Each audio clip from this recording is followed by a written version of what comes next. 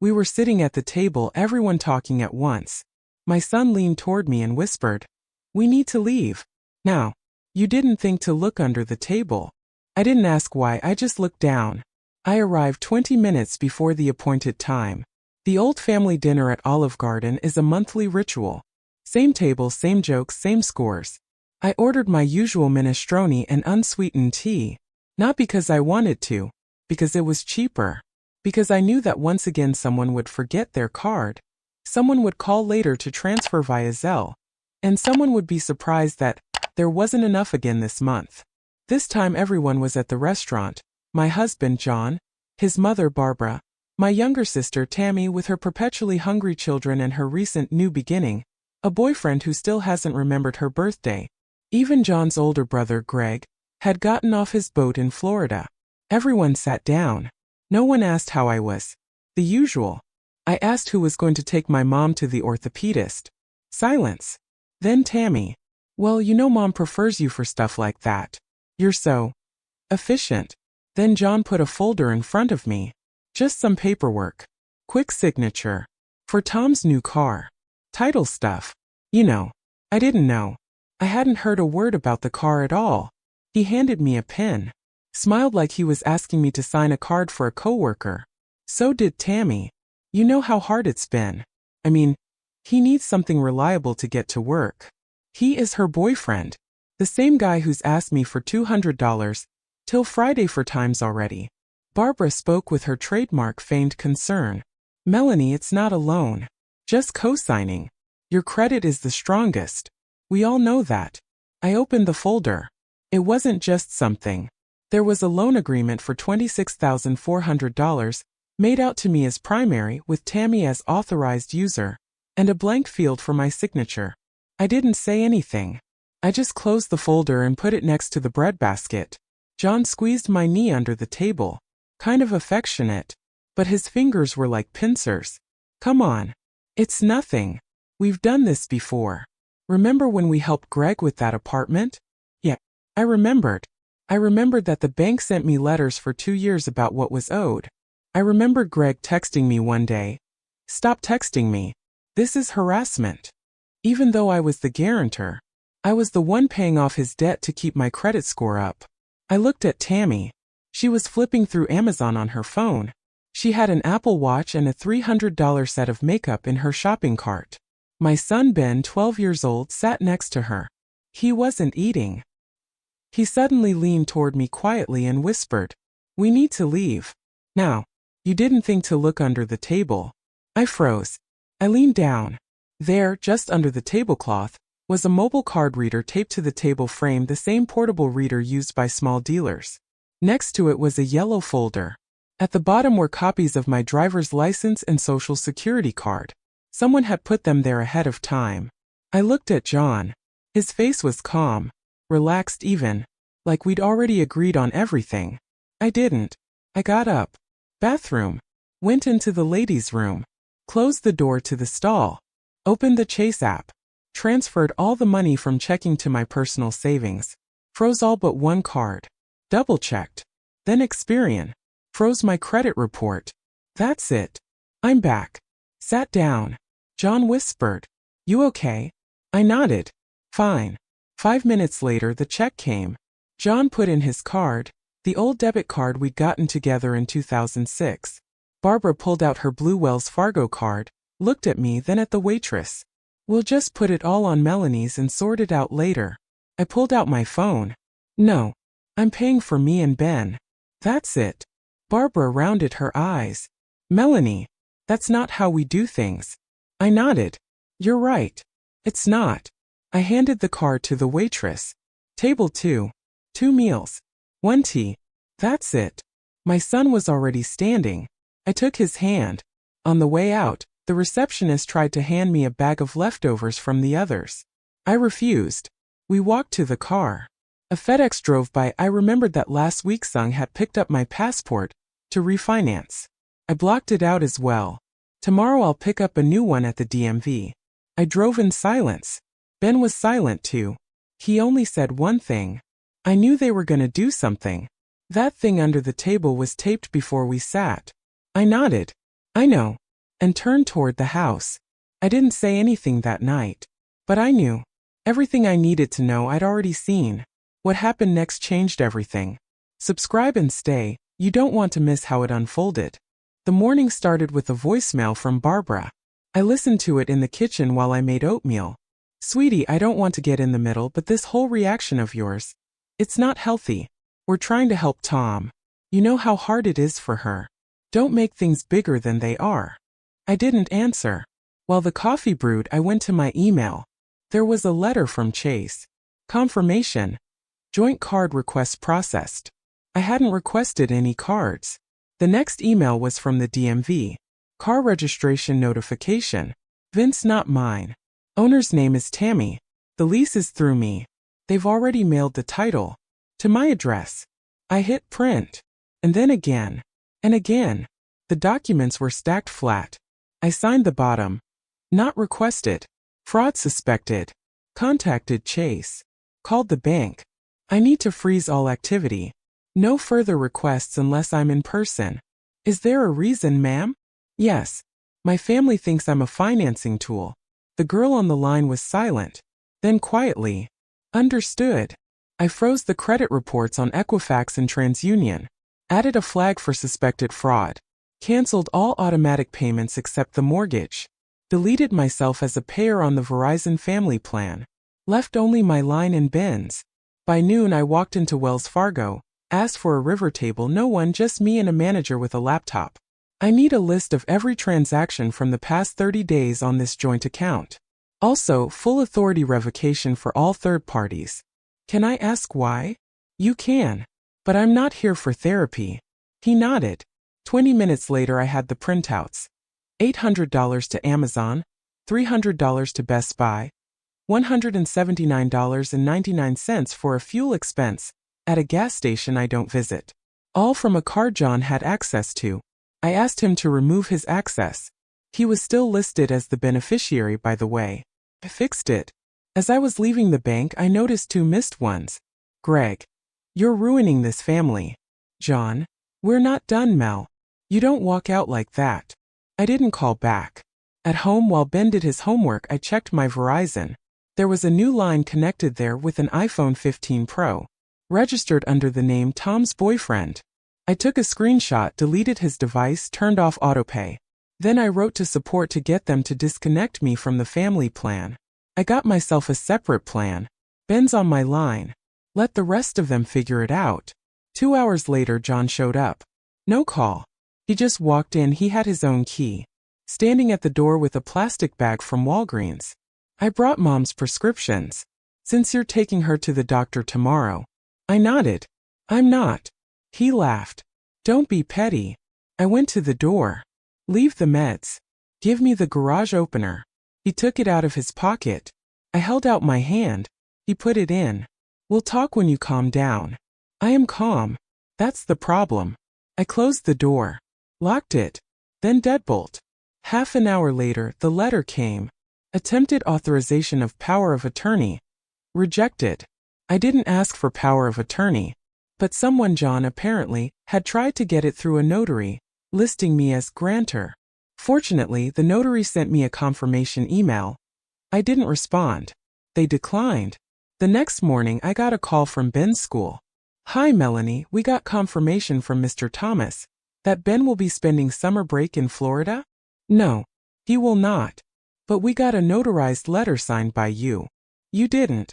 I came to school. I brought my original signature and the letter. Any future permissions must be confirmed directly with me, in writing. No proxy allowed. The principal apologized. The secretary didn't. I stopped by the notary.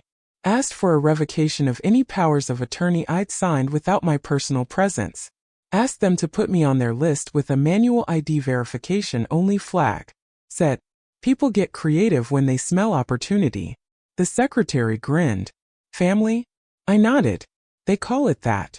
I got a call from Greg last night. He said it was a misunderstanding, and that you don't want a scandal. Then he added, you're being dramatic, Mel. Nobody's out to get you. I recorded the call. Like the call from John where he said, you can either do this nicely or make it ugly. Your call. The next morning I printed them both out, put them in a folder. Then I opened a new account at Ally Bank, transferred all the funds into it, closed the joint account at Chase, canceled my card. I submitted an updated direct deposit form to work. Tonight, I wrote one line in the family chat room. Please don't use my name for anything, ever again, and walked out. No explanation. No drama. Just disappeared from the social circle. The next day, I decided to go through all my old paperwork. I found old receipts that were temporarily in my name: insurance for Greg's car, a subscription to a health plan for Tammy, paid for from my card. All of this was helped by family. No one had returned anything. I put the papers in a separate folder. The debts no one remembered. I have them now, not to remind me, but not to forget. Toward evening, I stopped by the UPS store to get a new mailbox. I listed it as my contact address everywhere. DMV, Bank, Verizon, work. All my mail went there now. No one would intercept the documents now. By nightfall on Facebook, I saw Tammy's post. Some people think money makes them better than family. No mention of a name, but everyone understood. Friends liked it. Someone commented, "You deserve better." I didn't react. I just took a screenshot and saved it in the same folder. Before I went to bed, I turned off the family calendar on Google, unsubscribed from the shared shopping list. I turned protection on in Amazon. I deleted the old addresses. Just mine and Ben's. No one else will order anything by mistake on my account. The next morning, Ben asked why we weren't going to Grandma's on Saturdays anymore. I replied, "Because we're not on call anymore." He nodded. He didn't ask again. John called again. I didn't answer. A couple minutes later, a message came through. "I just want to talk. Be reasonable." I didn't answer that either. Instead, I deleted him from emergency contacts in my phone and at the doctor's office. Now he won't be the one to call. I changed the insurance information, leaving just me and my son. A couple days later, I got an envelope from the insurance company. Inside was a notice that they were trying to make changes to my health plan. The new family member was listed as a dependent. Not my name. I called customer service. I didn't authorize that. We'll flag the account. Locking external access. I added a PIN. Nothing without the code. Then I went to the pharmacy, changed my primary prescription pickup point. No one's gonna take mine on a driver's license anymore. In the parking lot at Walgreens, I sat in my car and stared at the screen. No phone calls. No emails. Silence. Everything they could do, they'd already done. Everything I could do, I had already closed. For the first time in a long time, I felt silence. Real. Not emptiness. A lack of access. I haven't talked to John in 10 days. Not because I was angry. It just didn't make sense anymore. We didn't exchange words or data. He was still on the mortgage, but I'd already transferred the payment to myself.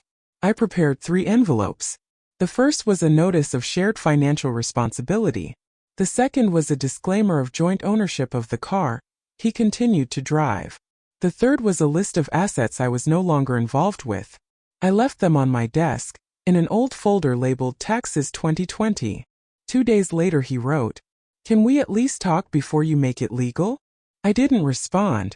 Just disconnected him from his Nest account and his Wi-Fi access. Now the cameras, the thermostat, the door lock were all under my control. Not for control. For the sake of silence. At work I notified HR. Status is separated. Updated the beneficiaries. Deleted it as an emergency contact. Now it was my coworker Anna. Reliable. Calm. My insurance no longer covered John. His name was gone. So was the automatic charge on his credit card. He wrote, "I thought we were a team." I didn't respond. We weren't a team. We were a system. And I was out of it. Tammy sent a photo standing with her new car, taking selfies, captioned, "Done without haters." Her boyfriend was standing next to her, wearing a hat with my former bank's logo on it. I closed the tab. The next day an email arrived. Notice of missed payment, joint account. It was an old account from back in 2019, for a vacation in Costa Rica. They forgot to pay it then. Paid it off. Now haven't paid it. I wrote to the bank. Please remove my name. Debt not authorized by me. 3 days later Barbara called. "Melanie, please. You know your silence is hurting all of us. I was silent. She was crying. In the background, someone was talking about house insurance lapse. I hung up. In the evening, a courier came. The papers. John filed for property division. Enclosed is a list: couch, food processor, microwave, Hulu subscription. Everything that was bought with my card. Everything he's used to. I signed a waiver. I gave everything back. Except for 2 things: my laptop and my bookshelf. They were mine before him. They'll be mine after. On Friday, I got an email from the HOA. Someone complained that my trash can had been at the curb too long. I smiled. The complaint was about the tank. Not the debt. Not the cheating. About the tank. I texted the HOA in response. Thank you for the notice. The bin is now inside. Closed the email. Deleted the joint Amazon account. Cancelled all orders. For the first time in 6 months, no transactions to check. Just mine. Only business. Toward evening, I packed a box. An old diploma. A picture with Ben. The deed to the house. All in a new folder, no other people's names. I took it to the bank and opened the safe. Just me and the key. It wasn't a gesture. It was a structure. Calm. Confident. With no outside access. On the way back, Ben and I stopped by the barber shop. He got a haircut. So did I. Not drastic. Just shorter. Practical. In the car he said, "You look different." I nodded. Feels different. And that was it. No explanation. No scenes. No coming back. We drove home. Past the house where no one else was waiting. There were people I shared bills with. Time. Nerves. Now it's neither. It's just me anymore. And my son. And silence. Over the weekend, I went through the drawers in the garage.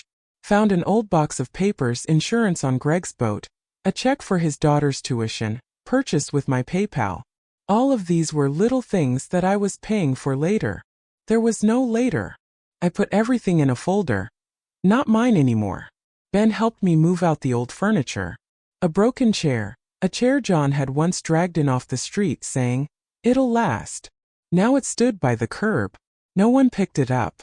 I called bulk pickup. Paid online. Didn't ask anyone. At the post office, I closed the old P.O. box. Opened a new one in my name. New address, new number, new key. Updated everywhere. Even the library.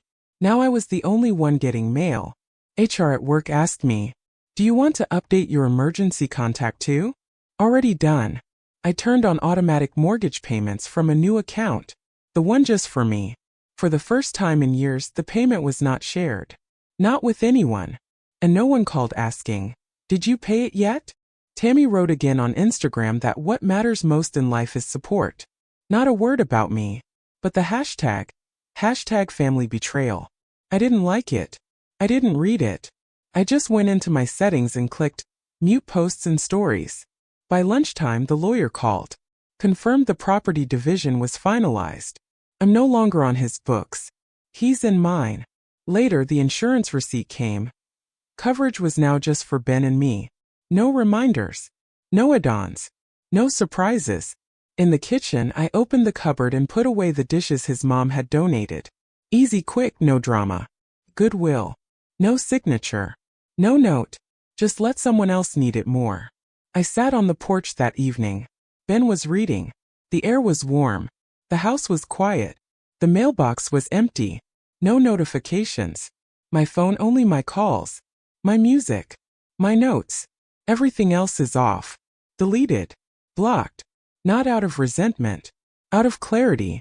A week later, I got a letter from the IRS. There was a request to acknowledge a joint return filed on our behalf. But I didn't sign it. I called. I filed separately this year. We'll flag the return and open a case.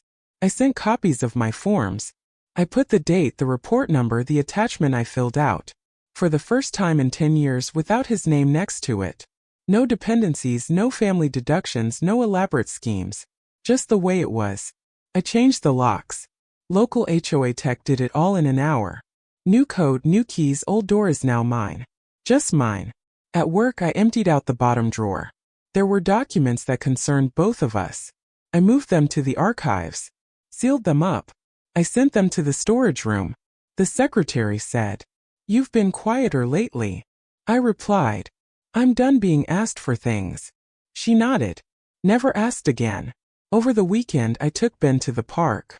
He was playing basketball. I sat on a bench with coffee. Next to me sat a woman who looked to be in her 60s. She asked me, "Your grandson?" I smiled.